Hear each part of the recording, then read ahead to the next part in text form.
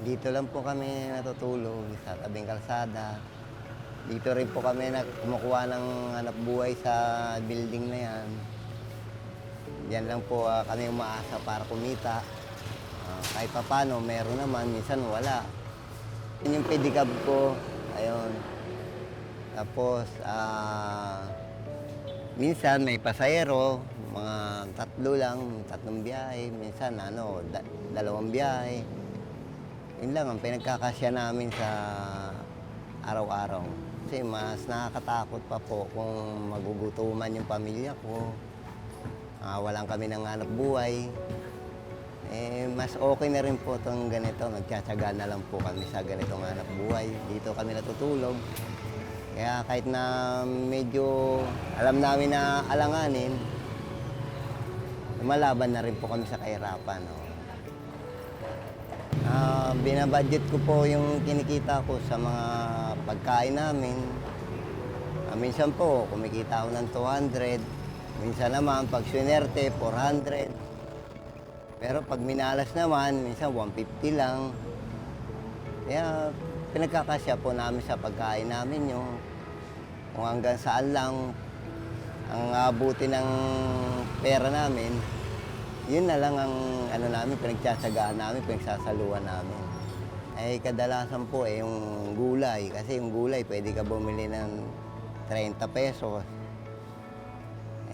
Sa karne, hindi ka naman makakabili ng 30, 70, 80, ganyan.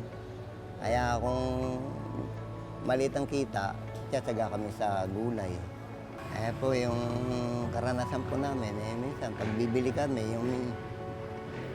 kung ano yung kayang ng pera namin, minsan yung gulay na hindi naman natin alam kung sariwa yun o ano. Basta yun nabibili natin dyan sa tabi-tabi.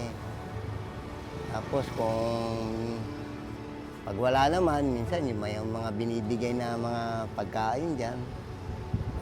Kung okay naman, tinatanggap namin. Pero pag hindi naman, tatapon na lang namin. Kasi siyempre, alam naman natin yung pwede tsaka yung hindi. Kaya gano'n na lang ginagawa namin para maka-recover sa pagkain araw-araw. May purito na mga mayayaman na minsan nagbibigay. Hindi namin alam kung alam nila o hindi. Basta, siyempre, pag bukas mo, malalaman mo na sira, tatapon mo na lang, di ba? Pero pag okay naman, pwede. Pwede mong kainin. Sira na, ganyan. Akala nila siguro okay pa.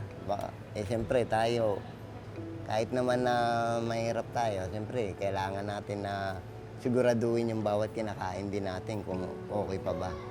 Di ba? Nag-iingat din tayo sa sarili natin.